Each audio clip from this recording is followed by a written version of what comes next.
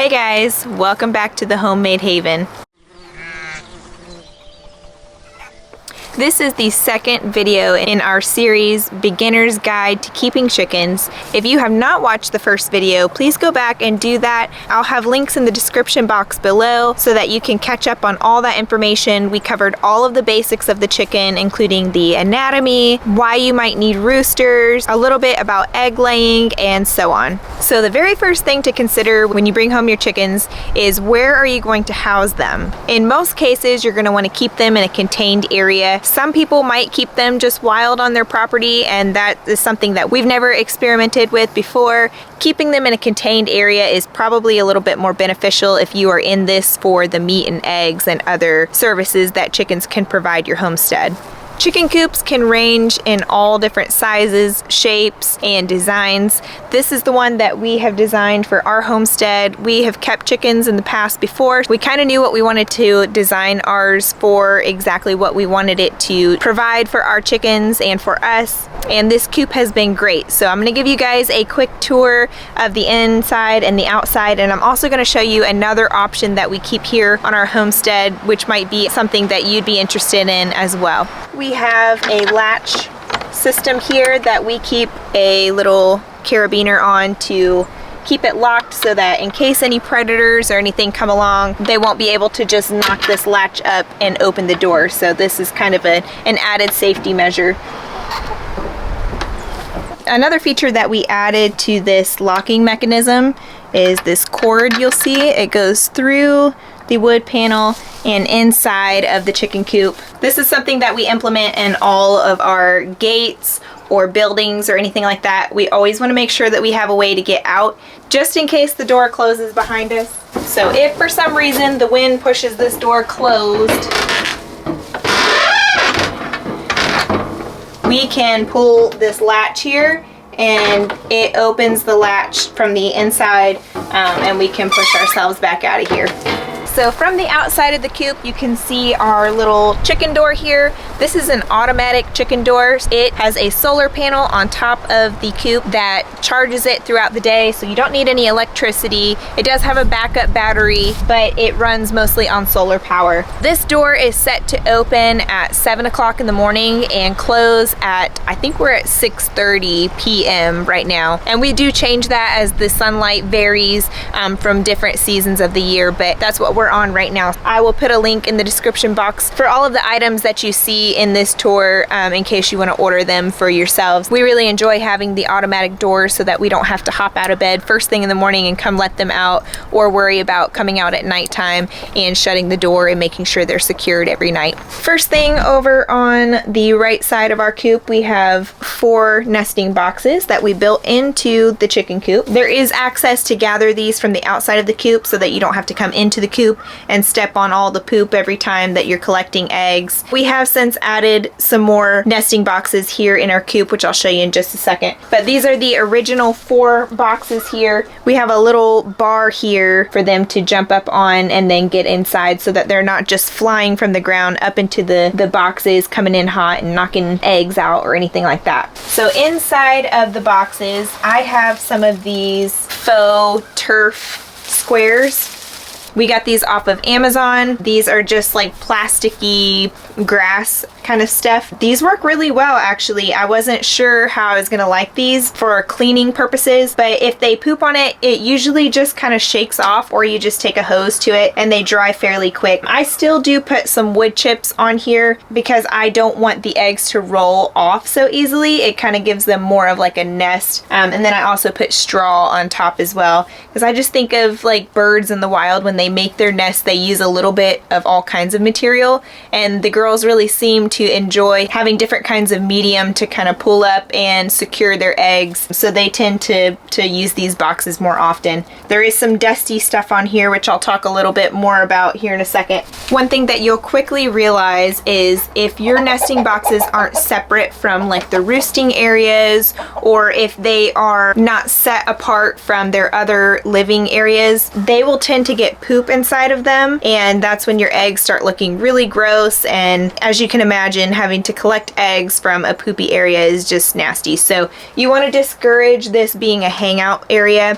This is simply for them to come in and lay their eggs in and get out of here. Now, occasionally you will get a little bit of poop in the nesting box. Like we mentioned in the last video, the poop and the eggs come out of the same cavity. So every once in a while, you will get a little extra in with your eggs, and you know, it's one of those things, you just clean it out and move on from there. But typically you should not have a lot of poop in your nesting area. Speaking of a lot of poop, this is where you're going to find the majority of your poop, is under your roosting bars. And ours looks really heavy right now. I'm going to cover it here in a second. I haven't done that today yet, but we are actually in the middle of a deep litter. This is a method that you might be interested in during the cold of winter. It's basically where you let the poop lie and you just add layers of bedding on top of it. And so what it's doing is making like a lasagna effect of compost, and as that is decomposing underneath, it's allowing heat to rise inside of your coop, so it will help keep the temperature of the inside of your coop warmer than the outside. So in the middle of a freezing cold winter, this is really a good option. It doesn't smell, and it shouldn't smell. If there's a smell, then something's not right.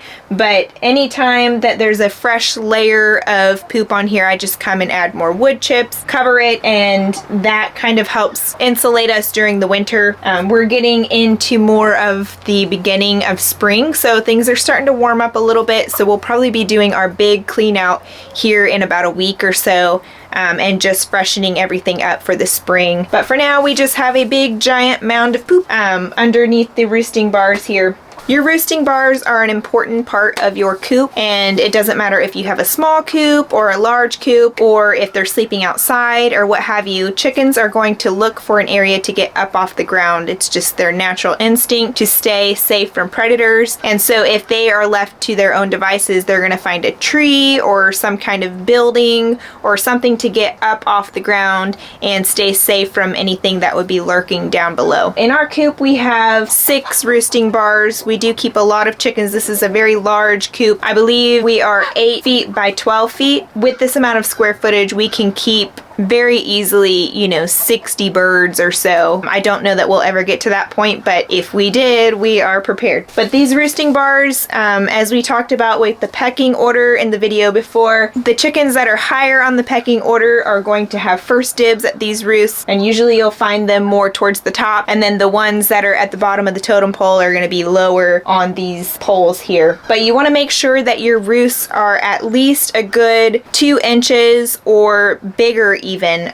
because if their roosts are too small and they're spending the whole night using their toes and their feet to try and grip and grasp the roost, they can develop what's called bumblefoot. So it's an infection on the bottom of their feet. So you want them to have a good sturdy surface to be able to sit and rest on all night long. We just have like some, I think they're considered 1x1s, the little square. Those work really great. We have designed ours to where you can actually remove the bars here and take them out completely, so that when we want to come in here and rake all of this out, it's easier to access and we don't have to go in between the bars and everything like that. Something else that is very crucial to your chicken coop is your ventilation. You want to have lots of good airflow in here. As you saw, there is lots of poop, and chickens poop a lot while they sleep, so this is where the concentration of their poop is going to be. So you want that airflow constantly coming through here and blowing out all of the chemical from the waste. And also with bedding and with the birds themselves, they create a lot of dander or whatever. There's a lot of dust that can get inside of your coop, so you don't want it stuffy and shut in. You definitely want some good airflow through here. It's better for their respiratory system, better for your respiratory system when you come in and out. So windows are very important, or vents or something of the sort. Now, when you add windows or vents or something like that, you do want to make sure that you predator proof them, because chickens are a very easy meal, and as most of you know, they're quite tasty. So there are lots of predators out there that believe the same thing, and so they're going to be looking for an easy way into your coop, and you don't want to provide that for them. For us, we have used some 1/2 inch hardwire cloth cloth and just stapled it to our window openings. We've also secured it up in the rafters so that nothing can climb up the side of our coop and come in through there, because the hole is big enough for something like a raccoon or a possum or something like that to get up and through there. Thankfully, we have not had any issues with that, but it is up there and it's secured just in case anybody wants to test us out. And finally, inside of our coop, we have this other nesting box that I mentioned to you guys before. This is something that we just added within the past 2 weeks. And I'll show you guys the quick video of us putting this together and give you a quick rundown in case you want to duplicate this at your homestead as well. Alright, so what we did here was we had an extra piece of plywood from a previous project that we cut down. And we cut it down about 25 inches on the front side and left it about 48 inches on the back side. This gave the roof enough angle to keep the chickens from jumping up on top and roosting. After cutting out our 4 wall pieces, we started assembling everything together. The base is 4 foot long and 15 inches wide. I like using a nail gun when we're assembling this in the beginning, and then I go back and add screws for extra support later. We were able to get 6 total nesting boxes or nesting spaces out of this, using mostly scrap wood we had laying around. I don't think we had to go buy anything for this project. After assembling the walls and the floor, we went back and added a few structural pieces to help hold everything together, give it some stability. We had a few trim pieces along the front to help keep the eggs from rolling out and all the nesting material inside the nesting boxes. Next, we added the roof. Again, this was extra material that we had from when we built our chicken coop. From there, the fun part started and we got to paint. We let Reagan paint. The color we chose was a barnyard red to match the outside of the coop. This was the only thing that we did have to buy for this project. Once paint was complete, we added some curtains for added aesthetics. And all in all, this was an easy project that took us about 45 minutes and will give us some extra space. Okay, so that is it for the inside of our coop. I'll give you guys a quick couple shots of the outside and then we'll move on. This is what our windows look like. We have a little hook and latch up top. Whenever it's cold or if we're in the middle of a hurricane or something, we can just come and pull that off and close the window down just like that. We have another latch here in case we need to lock it. And then this is the outside of that 4 nesting box setup that I showed you guys. We have another lock latch here with another carabiner that keeps it locked from the outside. You can just lift it up from the outside and collect eggs so that you don't have to go in. So this is a really nice feature for a chicken coop. Now, probably one of the most important things that you need to provide for your chickens, especially if you're trying to keep them in a contained area, is your fencing. There are all kinds of styles of fence that you can use for poultry. We are using Premier One's poultry net. This is a 48-inch electric wire net. So it is charged by this solar charger here on the ground. This battery kicks a current to it. So when we have it turned on, it is electrified from the top to the bottom. So no predators are coming over here and messing with this thing. If they try to dig under, chances are they're going to hit their nose or their head or something and they back off.